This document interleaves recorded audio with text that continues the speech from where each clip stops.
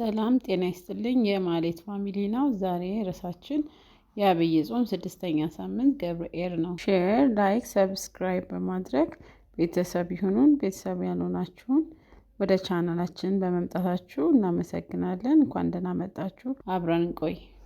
ገብርኤል ምን ማለት ነው? ገብርኤል ማለት ታማኝ በጎ አገልጋይ ማለት ነው። ገብረ አካይ ማለት ደግሞ ክፉ አገልጋይ ማለት ነው። ቤተክርስቲያናችን በዚህ ሳምንት በቅዳሴዋና በወንጌል የምትሰብከው ስለ ገብርኤል ስለ ታማኝ አገልጋይ ነው እና ገብረ አካይ ስለ መጥፎ አገልጋይ ነው። እኛ እስከ የትኛው ነን? የማቴዎስ ወንጌል ምዕራፍ 25 ቁጥር 14 እስከ 30 እንዲህ ይላል። በመንገድም የሚሄዱ አገልጋዮችን ጠርቶ ሊያተርፉ ገንዘብ እንደሰጣቸው ሰው እንዲሁ ይሆናል።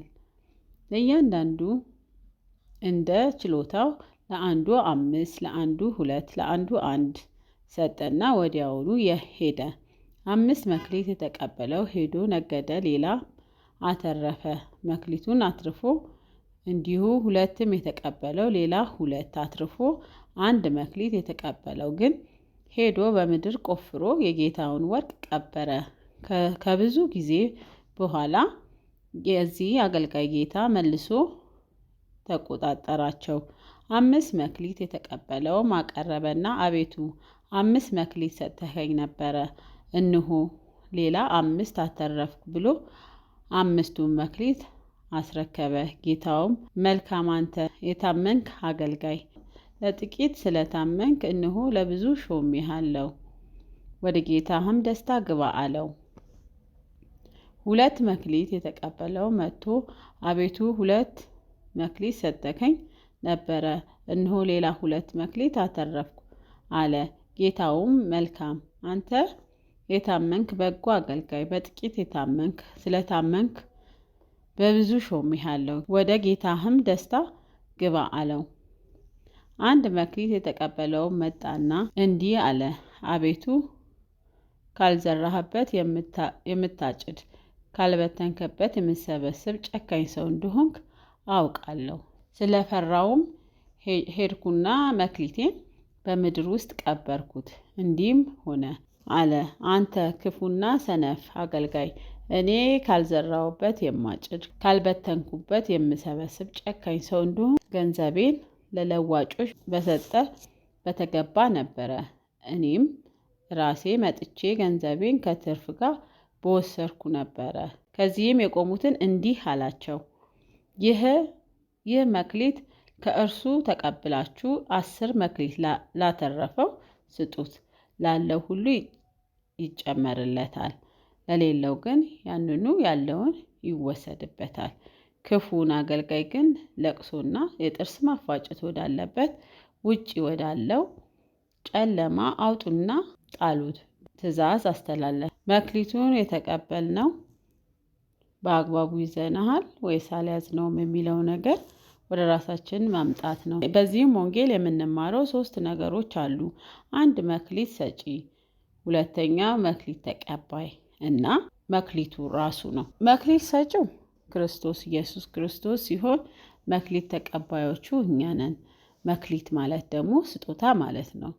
በዚህም ዘመን እነዚህ 3ቱ ነገሮች አሁንም አሉ። እግዚአብሔር ሁላችን አቅማችን እንደምንችል በአቅማችን የምንችለውን ነው የሚሰጠን። የሰጠንን አያያዛችንን ግን ይመለከታል።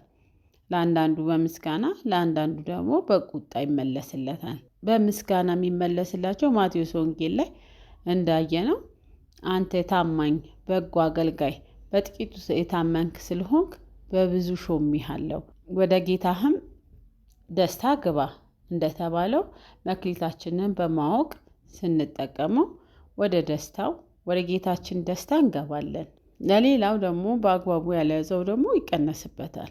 በሉቃስ ወንጌል ምዕራፍ 12 ቁጥር 48 ብዙ የተሰጠው ብዙ ይጠበቅበታል እንደተባለው የተሰጠንን መክሊት በአግባቡ ይዘን ባለው ላይ አትርፈን ወደ ጌታችን እንድንቀርብ እግዚአብሔር ይርዳን።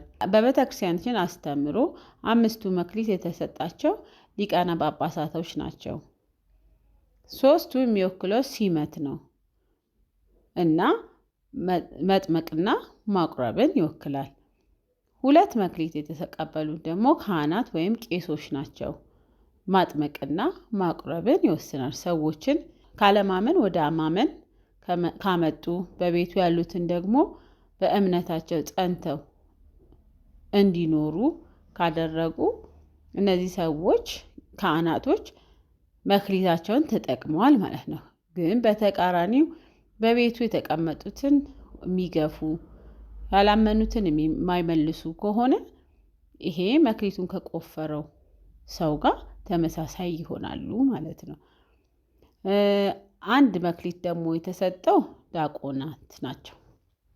እነሱ ስራ ሕግን ማክበርና ወይም ደግሞ መስበክ የክርስቶስን ወንጌል መስበክ ይሆናል ማለት ነው። ወደ ዓለም ስንመለከት ደግሞ በዓለም ላይ ሆነን የሚሰጠን መክሊት እውቀት፣ ገንዘብ፣ ትዳር፣ ልጅ የመሳሰሉት ነው። ሁላችንም በየመክሊቶች አሉ። ስጦታ ማለት መክሊት ማለት ነው። እኛ የተሰጠንን ስጦታ ቆፍረን ቀብረናል ወይስ አትርፈንበታል? ክፉ እየሰራንበት ከሆነ ወይም ጥሩ እየሰራንበት ከሆነ መጥፎ ለሰራው እንደተነገረው ወደ ጥርስ ወደሚፋጭበት ወደ ጨለማ ይግባ እንደተባለው ወደዛ ነው የምንላከው። ጥሩ ነገር በሰራንበት ሲሆን ወደ ጌታ ደስታ ግባ ተብሎ እንደተጻፈው አሁንም ይሄ ነገር እንደሚሰራ ማለት ነው። 2ኛ ነገር ደግሞ መክሊታችንን በአግባቡ ካልተጠቀምን ያ መክሊት ከኛ እንደሚወሰድብንም ልናቅ ይገባል። አሁን ለምሳሌ በትዳር መባረክ ከእግዚአብሔር ነው። ካልሆነ እኛ ብቻ የምንፈልገው የሚሆንልን ነገር የለም። ግን በትዳራችን እግዚአብሔር ሲባርከን መባረካችንን በልጅም አብሮ ይባርከናል። በትዳር መባረክ ማለት ምን ማለት ነው? አብሮ መኖር በትዳር አንዱ የጎደለውን አንዱ መሙላት፣ እንደ አንድ ሆኖ መባረክ ማለት ነው። ትዳራችንን በአግባቡ ካልያዝን ትዳራችንን እንጠቃለን ማለት ነው። በገንዘብ መባረክ ደግሞ ማለት ገንዘባችንን ላልባሌ ቦታ፣ ማይጠቅም ቦታ፣ ወደ ስካር፣ ወደ መጥፎ ቦታ ካመራ ነው ያ ገንዘብ ቆፍረን እንደቀበር ነው መክሊታችንን ቆፍረን እንደቀበር ነው ይሆንና መክሊታችንን መነጠቅ ይመጣል። ወደ ጨለማው መላክ እንዳለ ሁሉ ማለት ነው። ግን ገንዘባችንን የተሰጠንን ገንዘብ የተዘጋ ቤተክርስቲያን ካስከፈትንበት፣ የተራበ ካበላንበት፣ የታሰረ ከጠየቅንበት ይሄ መክሊታችንን አትርፈን ወደ ክርስቶስ እንደቀረብን ይነግረናል ማለት ነው። ተማሪዎች ከሆናችሁ ደግሞ የተማራችሁት ነገር ፍሬ ያፈራል ወይ፣ ፍሬስ እያፈራ ነው ወይ የሚለውን ነገር መመልከት ያስፈልጋል። ካለበለዚያ ግን በከንቱ መድከም ከሆነ ያለ ምክንያት ያ ማለት መክሊታችሁን እንደቀበራችሁት ይቆጠራል። 2ኛ ለቅሶና የጥርስ ማፋጨት ወዳለበት አለው ጨለማ መወርወር ስለሚያመጣ በተቻለን አቅም ሁላችንም ወደ ራሳችን እየተመለከትን የሰጠንን መክሊት ልንጠቀሙ ይገባል። እያንዳንዳችን መክሊት አለን። ያንን መክሊታችንን ደግሞ ተጠቅመን አትርፈንበት ወደ ጌታችን ወደ ኢየሱስ ክርስቶስ በምንቀርብበት ሰዓት የምንመልሰው መልስ ነው። በገንዘብ ተባርከን እኛ ካላወቅንበት ያ ገንዘባችን ምን ይሆናል? በኋላ ወደ መራብና መቸገር መመለስ ስላለ ገንዘብ ያለንን በገንዘባችን እግዚአብሔር ገንዘባችን እንዲባርክልን በጎ ነገር ልንሰራበት ይገባል። እውቀት ያለንም በእውቀታችን መልካም ነገር ልናስተምርበት፣ መልካም ነገር ልንሰራበት ያስፈልጋል። በስልጣንም ያለም ሰው ቢሆን ዛሬ ወንበር ላይ በመቀመጡ ብዙ ነገሮችን ማድረግ የለበትም። ሹመት ከእግዚአብሔር ስለሆነ ሹመታችንን ተጠቅመን በዛ በሹመታችን መልካም ስራ እንድንሰራበት፣ ሰው የምናሰቃይበት ሳይሆን ሰው የምናስደስትበት፣ ለሰው ልጆች ስንራራ ለክርስቶስ እንደራራ ነውና እግዚአብሔር በአምሳሉ የፈጠረውን ሰው ማክበር ግዴታችን ነው።